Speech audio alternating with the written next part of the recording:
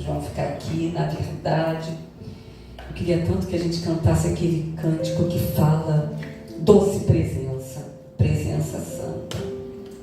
Quem conhece esse cântico? Doce presença, presença santa, a presença do Senhor está nesse lugar. Eu senti um pouco de resistência hoje, aqui, agora, ainda há pouco. Um pouco de resistência, mas porque o que o Senhor quer ministrar, eu creio, nessa noite, é algo muito tremendo nas nossas vidas. E não sou eu não, gente, não tem nada a ver comigo, tem a ver com Ele. Então, que essa doce presença, se nós não cantarmos agora, não tem problema, mas que você possa internalizar isso, que essa doce presença, essa presença santa, ela está aqui no nosso meio. Amém? Então vamos cantar e depois eu começo a falar enquanto eles vão se ajeitando. Queria falar um pouquinho para vocês, para mim também, sobre o poder da adoração.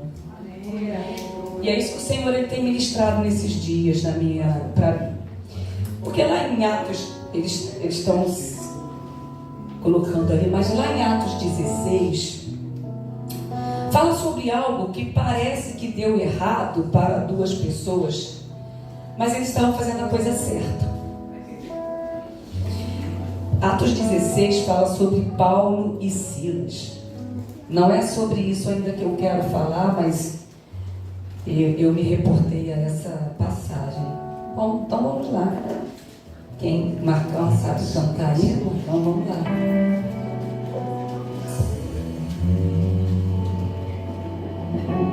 Amém. Marcão, puxa aí, Marcão. Contigo. Dá pra chorar até o restinho, por favor? Quando você Aleluia. e eu sei que é o Espírito de Deus, já podemos todos perceber a presença de Jesus, o Salvador. Doce presença.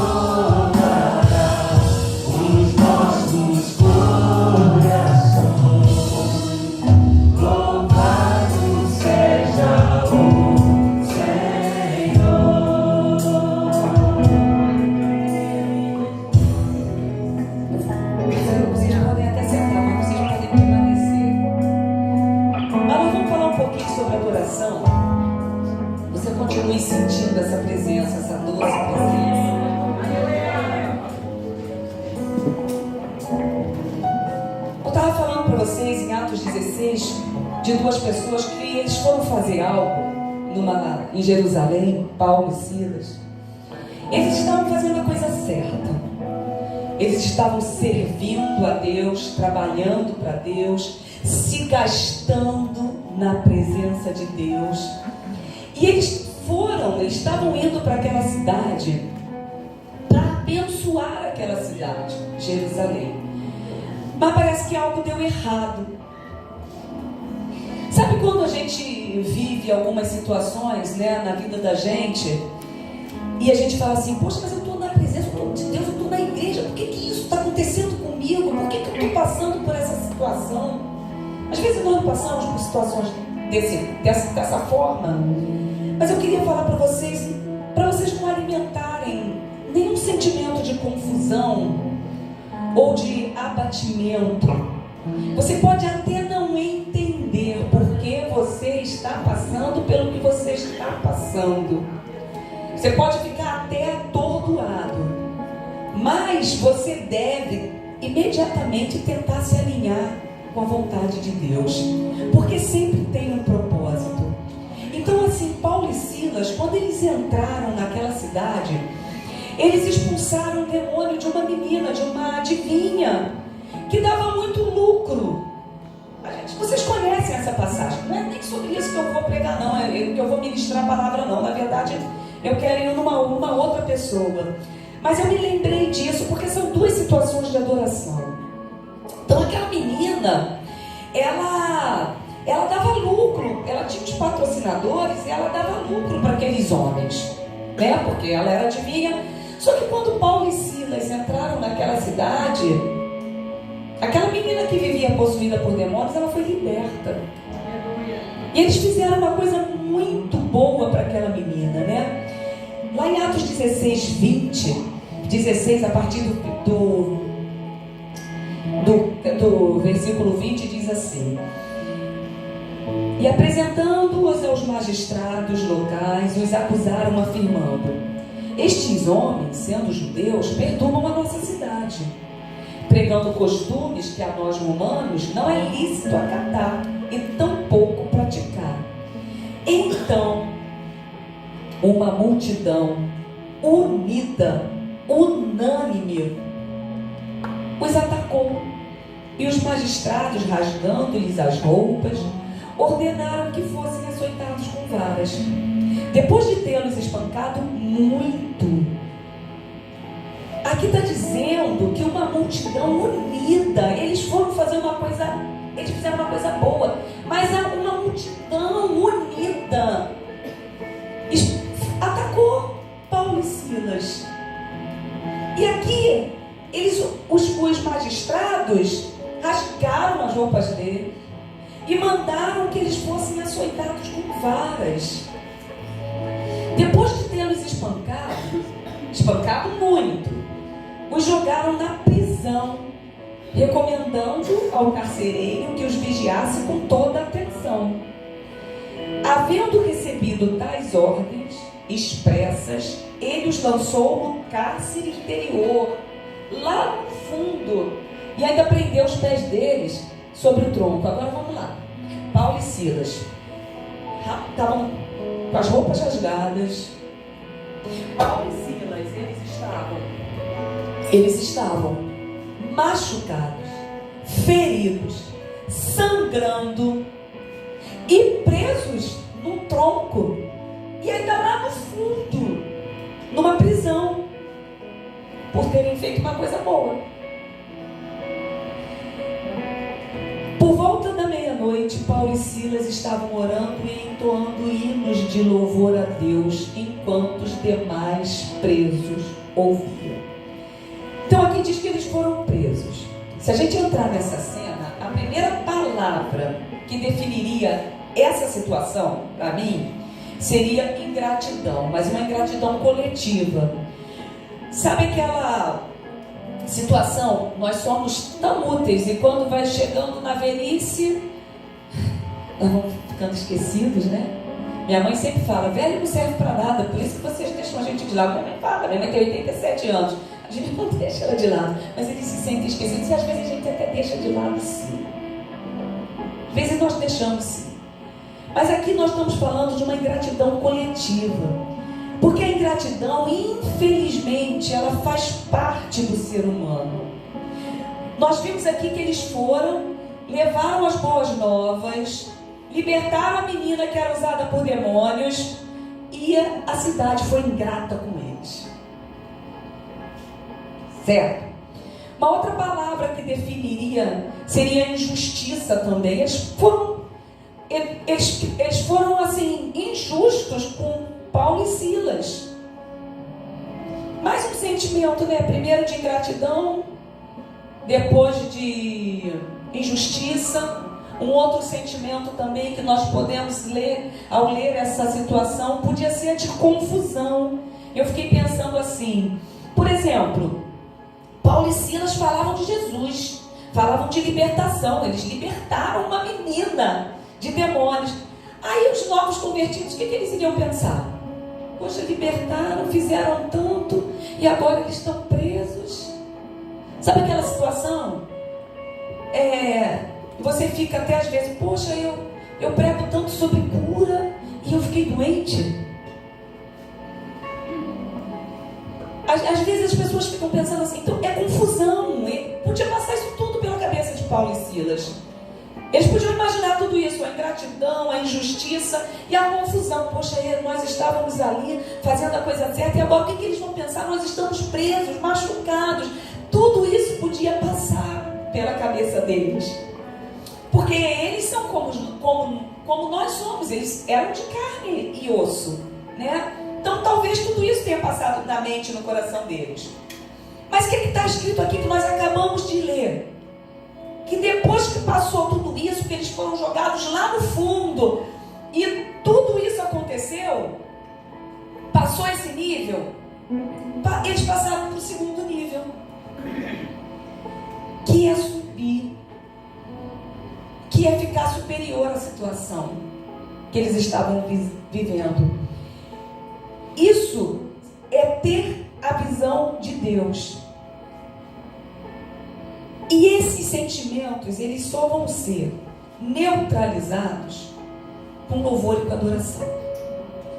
Porque aqui fala que depois, passado isso, eles, por volta da meia-noite, Paulo e Silas estavam orando e entoando hinos de louvor a Deus. Talvez eles tenham começado a cantar aqui de uma forma tímida ou desafinados. Aqui não diz que Paulo e Silas tinham uma voz assim maravilhosa e que eles adoraram com uma voz assim, não fala, eu não li nada disso. A gente sabe que Paulo, ele pregava bem, mas que ele cantava bem, a Bíblia não fala a respeito disso, né? Mas aqui não importava, desafinado ou não, cantando, sabendo a letra ou não, eles começaram a adorar. Eles subiram um degrau, que foi o degrau da adoração. Quando a gente para de reclamar e começa a adorar, nós escapamos das garras de Satanás. Nós estamos falando de adoração. E eles, né? Porque a gente sabe assim, que Satanás, ele quer te segurar no nível da reclamação. Satanás, ele quer te segurar no nível da murmuração, no nível da confusão, no nível da tristeza. Satanás, ele quer nos segurar nisso, mas quando você adora, ele não consegue te segurar. Então aqui eles estavam com o corpo ferido, eles estavam cansados, eles estavam esgotados, eles estavam com todos os sentimentos negativos, mas o diabo não conseguiu abafar o louvor deles. Quantos estão entendendo? Com o louvor, eles começaram a mudar o sentimento do coração deles. O louvor, primeiro, foi em benefício próprio. Às vezes nós estamos passando por uma situação, então nós entendemos que o que a gente precisa fazer? Adorar, louvar, porque alguma coisa começa a acontecer dentro de nós, em benefício próprio. A segunda coisa, por exemplo, não existe horário para adorar. Sabe por quê? Você adora abrindo um culto, você adora cantando, você adora ofertando, você adora ouvindo a mensagem, você adora o tempo todo. Então Paulo, ele entendia de guerra espiritual. A gente não vê um Paulo entrando e gritando, todo demônio caia em nome de Jesus. A gente não via isso. Mas quando ele entrava com a doce presença do Espírito Santo nele, quando ele dava os primeiros passos, os demônios saíam correndo. Ele não precisava nem gritar com eles, mas os demônios saíam correndo. Por quê? Porque a presença de Deus na vida dele abalava as trevas. A presença de Deus nas nossas vidas, em nós, ela abala o reino das trevas. Então, quando nós entramos entramos em algum lugar com a presença de Deus, o inferno ele é destronado. E isso tem a ver com a adoração. Porque quem tem a unção, quem tem a presença de Deus, não fica detido por muito tempo, porque o céu vem em seu socorro. E ali nós vemos ali que Paulo e Silas, eles estavam presos, mas quando eles começaram a adorar, o céu veio em favor deles. Eles não ficaram detidos por muito tempo. Então aqui diz, à meia-noite é um momento escuro. Veja bem, ali não tinha luz nem na prisão, nem fora da prisão. Era meia-noite, as pessoas deviam estar dormindo. As pessoas estavam dormindo em casa. As ruas estavam escuras. Dentro da prisão, era escuridão também. E Paulo e Silas, e tinha outra coisa também, dentro da prisão, era escuridão. Mas também essa não era a pior escuridão. Mas sabe qual era a pior escuridão que tinha dentro daquela prisão? O que tinha dentro daquela prisão? Vários prisioneiros. Paulo e Silas, eles foram presos injustamente. Mas ali dentro tinha uma outra escuridão, que era dos prisioneiros. Por quê? Aqueles prisioneiros, eles estavam detidos ou porque eles eram rebeldes, ou porque eles eram assassinos, ou porque eles eram ladrões. Eles eram culpados. Eles tinham cometido delito.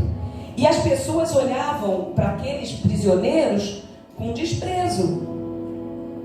Aquilo era escuridão. Sabe por quê? Porque faltava amor no coração deles, faltava bondade, faltava esperança. Eles eram a escória, eles não tinham mais esperança. E a sociedade tinha desistido daqueles homens. Mas Deus não desistiu daqueles homens. Aleluia. Deus não desistiu. Vai vendo por que Paulo e Silas foram parar dentro daquela prisão.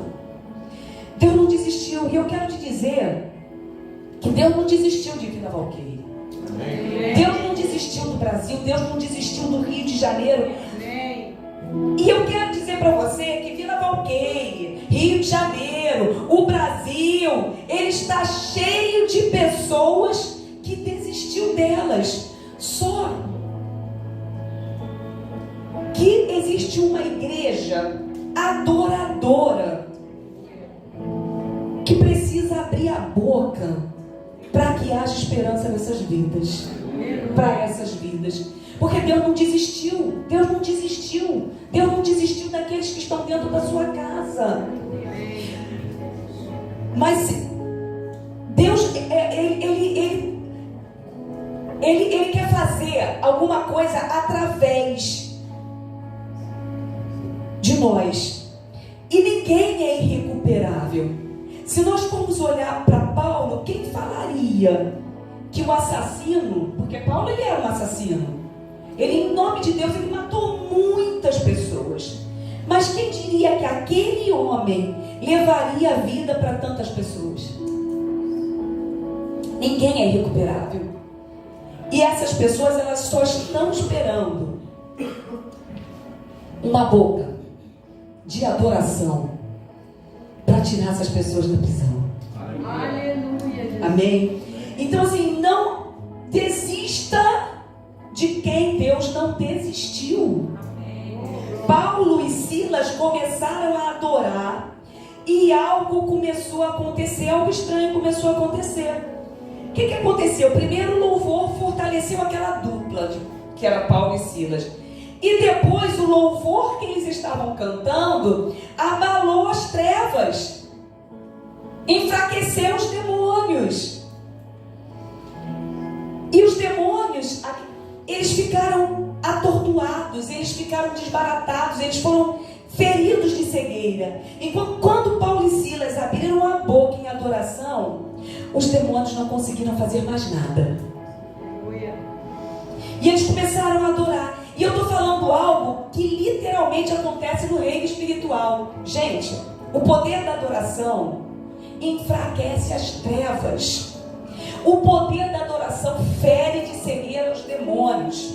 O poder da adoração transforma vidas e fortalece a nossa vida também.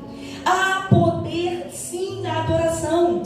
E o outro milagre que aconteceu, eu não li aqui, por exemplo, aqui diz que orando e entoando hinos de louvor, enquanto os demais presos os ouviam. A gente escutou, a gente leu aqui em algum momento que os prisioneiros falaram: cala a boca, para de cantar. 2 malucos cantando, segura na mão de Deus. Nem sei se era isso que eles estavam cantando. Mas não, aqui diz que os presos ouviam o que eles estavam cantando. E eu fiquei imaginando que salmo que eles poderiam estar cantando. Porque, sabe por quê? Porque quando eles começaram a adorar, aquela adoração começou a trazer luz no coração daqueles homens. Porque aqui diz que eles começaram a ouvir. E aqueles homens, eu imagino que eles deviam estar assim: bom, eu quero que eles tenham, eu quero o Deus deles. Porque olha que coisa louca, tudo escuro. Eles começaram a cantar. Eles estavam feridos, sangrando, machucados e adorando. O que é isso? Aqueles presos começaram a ver, e de repente começou no coração deles a brotar uma esperança, uma luz. Estava tudo escuro, mas a luz que estava no coração de Paulo e Silas começou a atingir o coração de cada prisioneiro que estava dentro. E aqui diz que não foram 2 prisioneiros, mas está escrito que toda a prisão ouviu Paulo e Silas cantar e ficaram atentos. Aqui o louvor evangelizou. Aqui o louvor quebrou cadeias de incredulidade e fez um milagre no coração daqueles homens. Então, quando você não souber o que fazer, adora. Aleluia. Levanta a mão. Aleluia. Porque o poder da adoração transforma ambientes. O poder da adoração transforma pessoas. E o que acontece no céu? A verdadeira adoração, e eu acho que assim, pode ter sido até... Porque a palavra, o salmo já tinha sido escrito. Mas a verdadeira adoração, ela está escrita. Eu queria que você abrisse junto comigo no Salmo 40.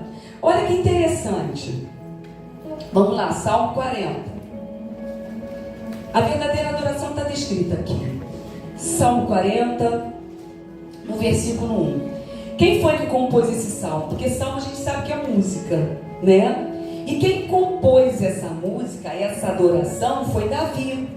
Então não adianta você cantar, porque aqui está escrito aqui no versículo 1: depositei toda a minha esperança no Senhor, e Ele se inclinou para mim e ouviu o meu clamor.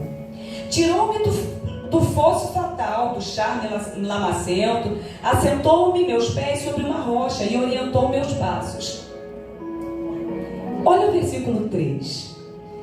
Em minha boca colocou uma nova canção, um hino de louvor ao meu Deus, que muitos o verão e temerão e confiarão no Senhor. Muitos presos viram, temeram e confiaram no Senhor. Por isso eu folgo em dizer que poderia até ter sido essa música que eles cantaram. Muitos verão essas coisas com temor e confiarão no Senhor. E eu vou dizer uma coisa para vocês: não adianta você cantar que o leão da tribo de Judá, ele ruge, e você só cantar. Sabe por quê? E você não entender. Porque quando você adora e você canta e você entende, você está cantando lá que o leão ruge, você está adorando. E eu vou dizer uma coisa para você: o leão vem e ruge mesmo. Você não vê, mas o leão vem e ruge e fala: mexeu com a pessoa errada. Mas a gente precisa cantar adorando e realmente entendendo. A gente está adorando, a gente está cantando, a gente não vê nada disso acontecer, mas o leão entrou na guerra por você. Quando a adoração é genuína, porque a adoração ela envolve todo o seu corpo.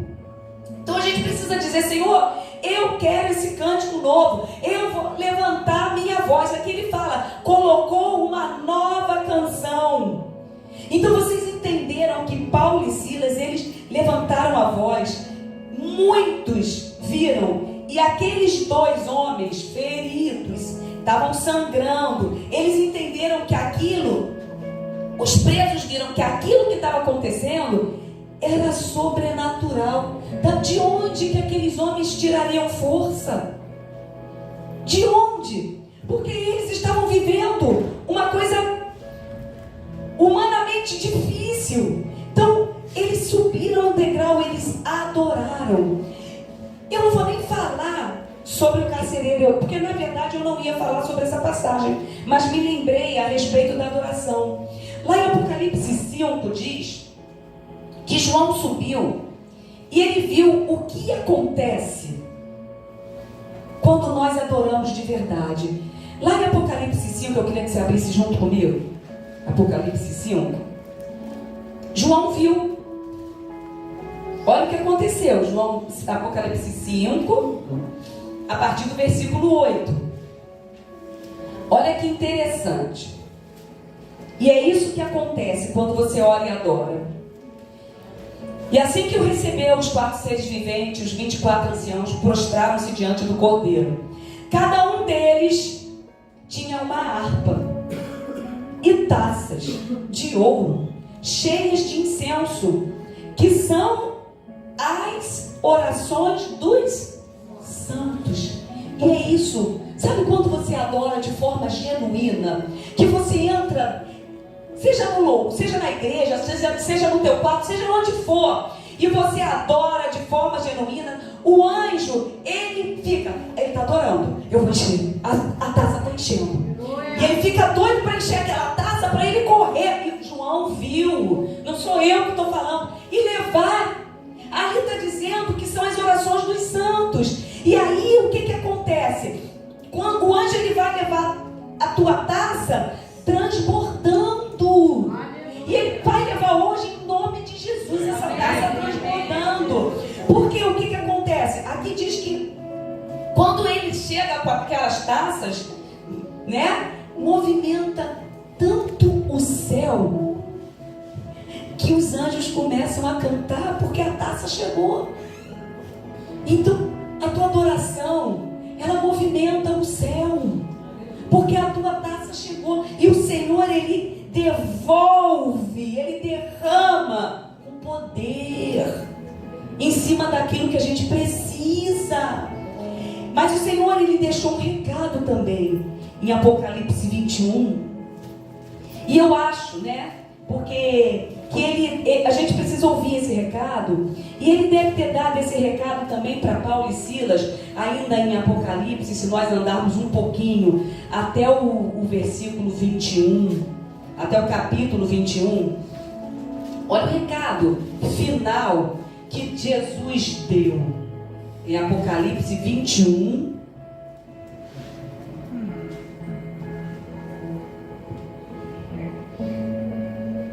Nos versículos 5 até o 7. E aquele que está sentado no trono afirmou: eis que faço novas todas as coisas. Escreve isso, pois essas palavras são verdadeiras e absolutamente dignas de confiança. E declarou-me ainda: tudo está realizado. Eu sou o Alfa e o Ômega, o princípio e o fim. Aqui ele está dizendo que o Senhor, ele é o início do teu milagre e ele é o fim. Porque Paulo e Silas, eles não ficaram detidos, eles se levantaram. E a palavra que Deus me deu, quando eu estava pensando nessa passagem de Paulo e Silas, eu falei: Senhor, por que eles entraram naquela prisão? Por que nós vivemos, às vezes, em prisões? Mas por que eles entraram naquela prisão? E o Senhor falou comigo aqui, eles entraram naquela prisão para que aquela prisão ficasse vazia. E às vezes nós entramos em algumas prisões para que as prisões, outras prisões, fiquem vazias. Essa foi a palavra que o Senhor me deu. Mas adoração não é música. Adoração faz parte da nossa vida. Você adora quando você canta, quando você lê a palavra. E o culto normalmente ele é voltado para adoração. Todas as histórias, eu queria falar uma coisa, nós sabemos, né? Todas as histórias, elas começam no céu. A sua história começou no céu, porque você estava no coração do Pai. E eu quero te dizer que o Senhor, Ele te colocou na geração certa. E a adoração perfeita, ela começou no céu. Só que essa adoração, ela foi estragada por Lúcifer, que era um querubim, e ele participava dessa adoração. Só que ele saiu daquele ambiente perfeito, porque nós sabemos que Lúcifer era um adorador. E quando ele saiu de lá, que ele foi tirado daquele ambiente perfeito, tudo que ele quer é roubar a tua adoração, porque ele sabe o poder que tem esse momento da adoração. Então tudo que ele quer roubar é isso. E ele quer roubar esse momento roubando a tua mente com preocupação, roubando a tua mente com ansiedade, olhando para o relógio, não se entregando para aquilo que você está fazendo. Você pode errar todos os acordes, mas a adoração de verdade, ela não precisa disso. A adoração de verdade, ela não precisa disso. E eu vou dizer para você por quê. Né? Porque assim, uma vez a pastora da onde eu era também, ela fez uma visita, né, que nós tínhamos uma igreja lá na Índia, e ela falou que de repente ela viu assim, ela começou a ver um indiano totalmente desafinado, não tocava nada com nada, mas de repente a adoração daquele homem foi tomando aquele lugar de uma forma tão tremenda que o céu desceu. Então a gente não precisa de tocar muito bem, a gente só precisa estar com a nossa adoração alinhada com o Senhor. E por conta disso, eu queria falar de uma pessoa muito rapidamente, uma coisa que saltou aos meus olhos aqui na palavra, que foi Asaf. Quem já ouviu falar de Asaf? Asaf era um líder da adoração. Mas quando Davi, ele mandou levar a arca, Davi ele a trouxe de forma errada, certo? E não deu certo. E a arca não chegou, porque ela veio no carro de bois e tal, e a arca não chegou. Mas a glória de Deus parou na casa de uma pessoa, que também era um adorador, Obed-edom. E ali, quando a arca parou por 3 meses, está escrito que tudo mudou naquela casa. Nós sabemos disso, né? Só que é tão interessante que está dizendo que absolutamente em tudo a casa de Obed-edom foi abençoada. E essa notícia chegou até Davi e chegou também até Asaf. Às vezes a gente não percebe essas coisas, né? Quem é Asaf? Asaf, ele era um líder da adoração. Ele estava fazendo a coisa errada? Não, ele estava no templo, ele ficava lá adorando, ele era um homem santo, ele era um homem que amava a Deus, que cantava a música certa, no lugar certo, no templo, lá em Jerusalém. Ele estava fazendo tudo certo, mas alguma coisa estava dando errado. Sabe o que estava acontecendo? Que Asaf percebeu? Poxa, está dando tudo certo na casa de Obed-edom. Mas por que não acontece aqui? Sabe por quê? Porque a adoração estava vazia. E aí, Asaf, ele podia até falar de Obed-edom. E falar, poxa, lá na casa de Obed-edom não tem possibilidade nenhuma de ter uma adoração de verdade. Porque não tem os melhores músicos. Onde Asaf estava, tinham músicos, tinha um coral. E ele podia até falar isso. Tinha as melhores harpas, tinham as trombetas. Obed-edom, ele podia falar, Obed-edom, ele é até levita. Mas ele não tem nenhum instrumento, ele é só uma pessoa. Nós temos um coro. Não. Asaf, ele não fez isso. Ele não pensou nada disso. Ele pensou, sabe qual foi o pensamento de Asaf? Eu estou errando em alguma coisa.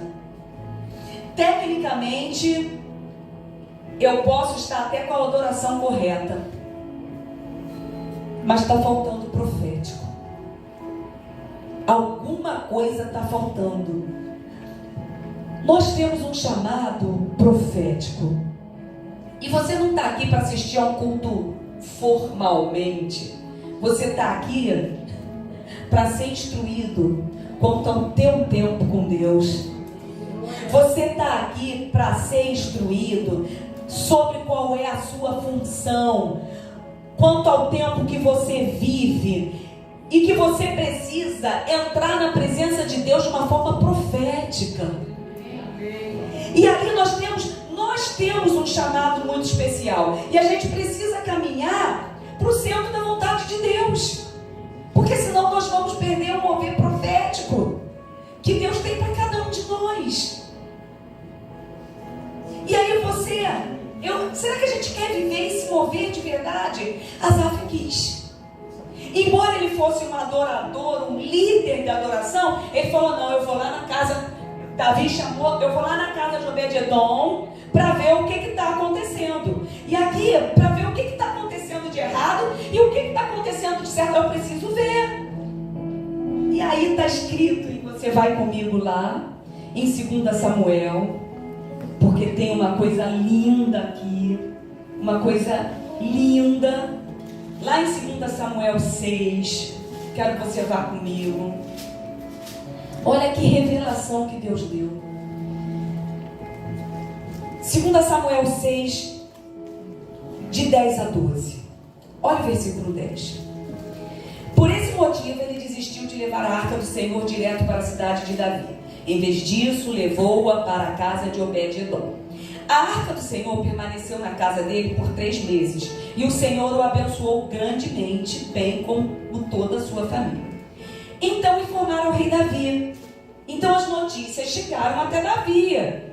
O Senhor tem abençoado grandemente a família de Obed-edom e tudo que ele possui por causa da arca de Deus. Então Davi promoveu grande festa, foi até a casa de Obed-edom e ordenou que transportassem a arca de Deus para a cidade de Davi. Aí você vai dizer assim, foi rápido, né? Porque a gente leu aqui, e Davi ordenou que transportassem a arca de Deus para a cidade de Davi. Mas não foi rápido não, gente. Olha que interessante. Quando ele mandou Asaf, ele mandou um grupo de levitas. Porque agora ele havia entendido que eles não estavam com uma adoração profética. Eles precisavam sair de Jerusalém para ir onde estavam a arca, para voltar para Jerusalém. Presta atenção. Eles precisavam voltar. Essa é a chamada do Senhor.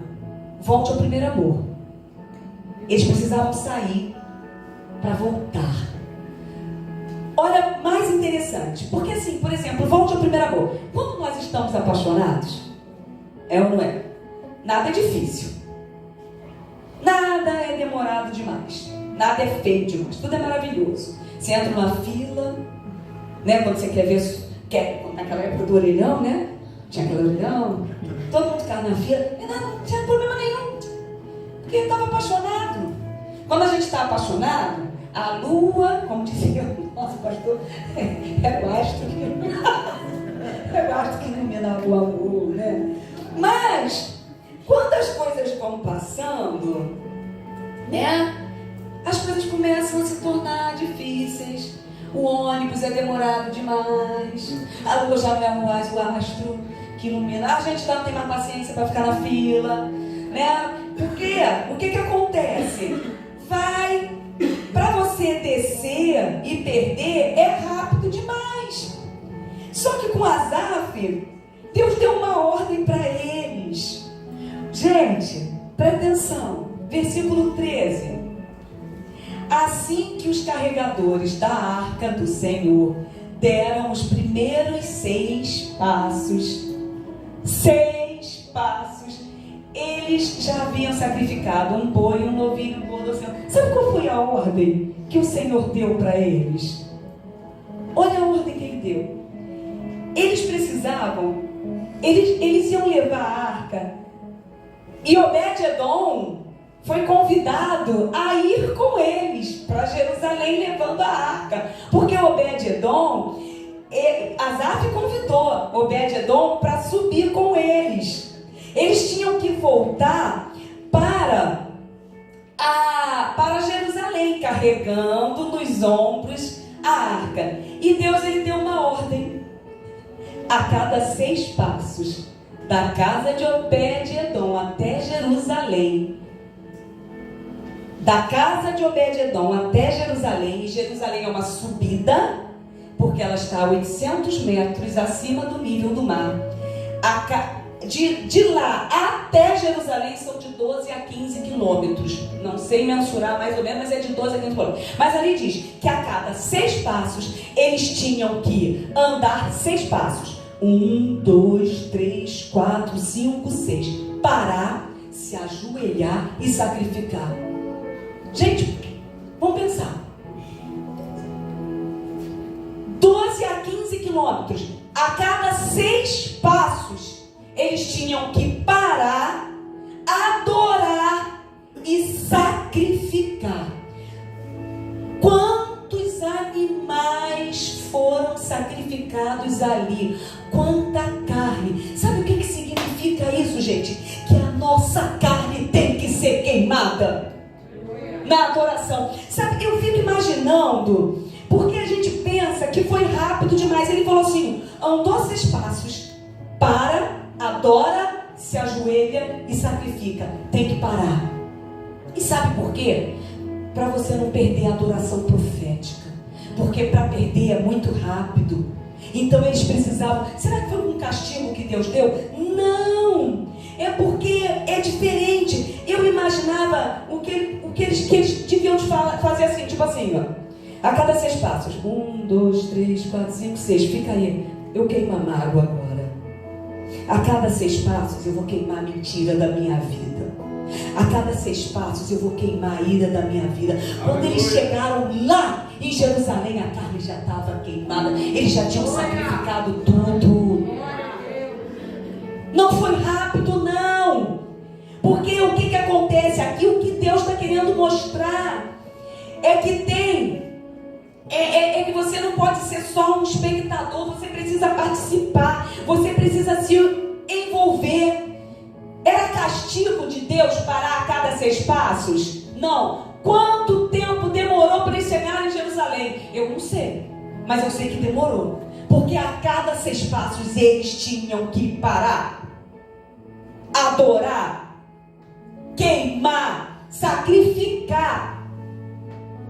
Quanto tempo? Mas sabe o que é isso? É para ter de volta a presença de Deus. E foi muito animal sacrificado. E aí, sabe o que Deus estava querendo mostrar? Que muita carne tem que ser queimada para você chegar na verdadeira adoração. Não adianta chegar na adoração com ira. Não adianta chegar na adoração com mágoa. Não adianta chegar na adoração vivendo mentira. Porque no meio dos louvores Deus habita. Isso é a verdadeira adoração. Então assim, Deus ele não queria mostrar a quantidade de animais. Ele só estava querendo dizer que a cada 6 passos vai ficar aquilo. vida. Porque a minha carne, muitas vezes, ela se acha no direito de gritar, de se vingar, de reivindicar alguma coisa. Mas a gente fala, não, agora você vai ficar queimado aqui. No meio da adoração você vai ser queimado. Vocês estão entendendo? Então a cada 6 passos ia sendo queimado. E quando ele chegava a Jerusalém, tinha verdadeira adoração. Eu quero saber se você hoje quer dar esses 6 passos. Porque o Senhor, Ele está dizendo que você deixou de o adorar da forma como tem que ser adorado. E por isso você tem que voltar. Então eu não quero assim viver de história ou falar de história. Mas há muitos anos atrás, o que prendia? Eu era jovem, adolescente, antes de nós irmos para a comunidade. Mas o que me prendia ali? Na minha geração, lá em 1975, 1980, o que me prendia, gente? A glória de Deus vinha sobre a nossa vida com corinhos. O que? A gente cantava corinho. Cláudio sabe o que é isso? A gente cantava corinho. Nós éramos jovens, iguais aos jovens de hoje. Mas o que nos prendia era a glória de Deus. E não importava a música, não importava o instrumento, importava a presença de Deus. Agora eu quero que você leia comigo o Salmo 73. Vamos lá no Salmo 73. Eu já estou terminando. Nós estamos falando sobre adoração. Mas lá no Salmo 73, se você ler no subtítulo, quem foi que escreveu esse salmo? Asaf escreveu esse salmo. A gente não pode escrever esse salmo, ler esse salmo sentado, não. Eu quero que você fique de pé.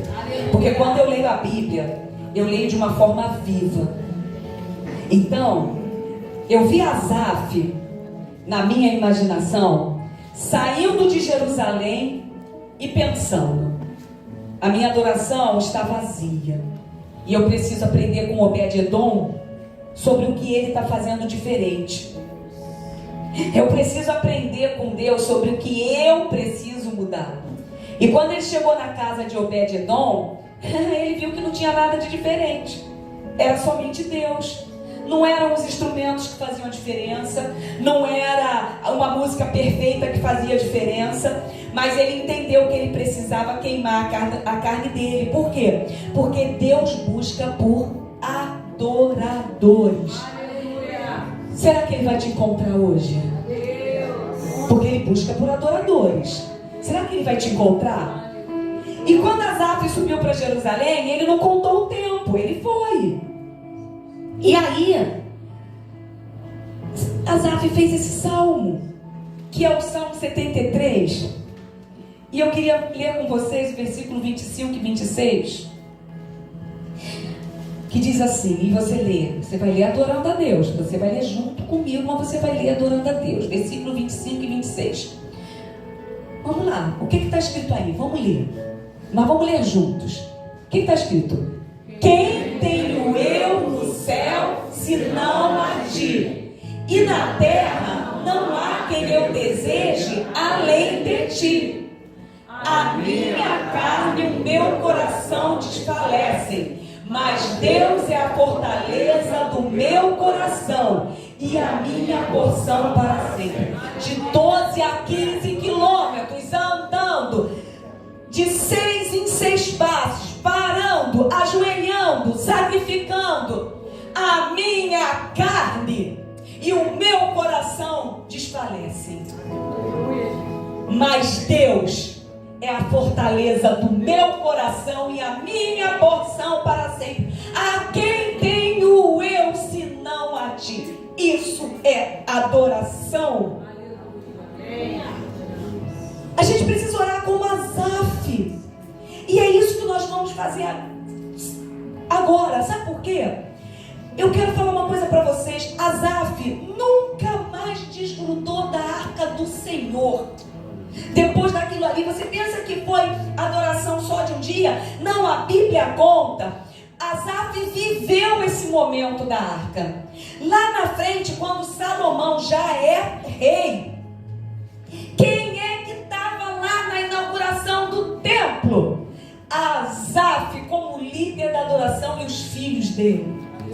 E ele viveu 2 momentos. E é tão interessante que ali está escrito, quando Salomão constrói o templo, a gente vê Asaf conduzindo o louvor junto com seus filhos, e a única coisa que ele falava é: o Senhor é bom.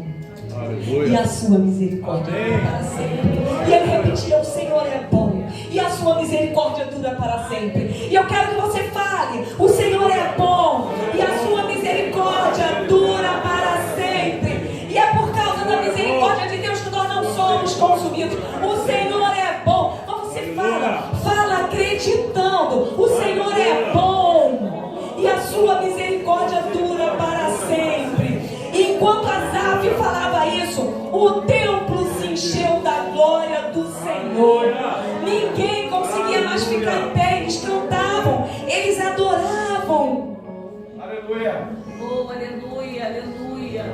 Quando Davi caminhou também, ele esqueceu da posição dele de rei, e ele ia junto, entregando todas aquelas coisas. Quando a gente adora o Senhor, ele entrega chaves nas nossas mãos. Ele entrega chaves. E eu creio que nós, a antiga geração, nós já vimos coisas que aconteceram lá no passado, e agora é tempo de avivamento. E eu quero falar para essa geração nova que vocês vão viver um grande avivamento. Chegou a hora. A gente precisa querer ser esse adorador em 2023. Nos Estados Unidos, não sei se vocês estão escutando de algumas universidades onde jovens estão se levantando em adoração e coisas tremendas estão acontecendo. O que aqueles jovens estão vivendo, outros jovens estão querendo ver e viver. Eu quero dizer para vocês, jovens do Ministério Tudo Se Fez Novo aqui de Vila Valqueire, que chegou a hora de vocês viverem o avivamento. Sabe por quê? Jesus está voltando. Não importa se vocês são 2 ou 3 ou 1, importa que é sobre vocês que o Senhor quer derramar. Quantos são jovens aqui? Quantos querem dar esses 6 passos? Eu queria que os jovens dessem os 6 passos até aqui à frente. Pela fé, profeticamente, que os jovens viessem aqui na frente. E se você quer dar os 6 passos, assim como foi para adoração, pode vir aqui na frente, porque eu quero dar esses passos, e eu quero adorar o Senhor e falar que o Senhor é bom e a sua misericórdia dura para frente. Jovens, mas não é só os jovens não. Quem quiser dar esses 6 passos em direção à adoração, vem aqui para frente, porque nós vamos juntos, nós vamos adorar, e no meio dos louvores o Senhor, Ele virá. Jovens, o Senhor tem falado para vocês, porque vocês são fortes e vocês têm vencido o mal. A Bíblia fala, não fala para velho, não, fala para jovens. O Senhor, Ele quer derramar nessa geração. É nessa geração que Ele quer derramar. É nessa geração, Robertinha, é nessa geração. É nessa geração que o Senhor quer derramar. E o Senhor, Ele virá. Então assim, não importa a dificuldade, mas a gente precisa dar os passos. Aleluia. E a igreja também, nós vamos adorar, nós vamos cantar agora. Eu estou terminando aqui, mas é adoração. Eu derramei alguma coisa aqui? Ah, que susto. Senhor é bom. O que eles falaram?